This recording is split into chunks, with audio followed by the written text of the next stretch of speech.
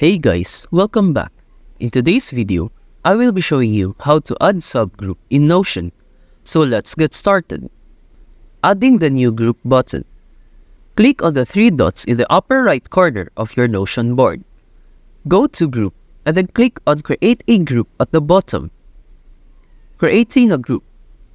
Click on the three dots in the upper right corner of your Notion board. Choose Group and then select the property by which you want to group your items. Example, status. Click on Group By and select Multi-Select. Adding Multi-Select as a property. Click on the three dots in the upper right corner of your Notion board.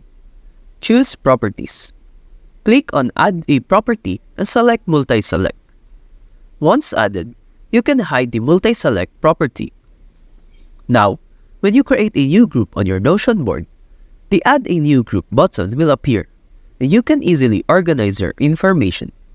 That's it for this video. I hope this video helped you out. Thank you for watching. See you next time.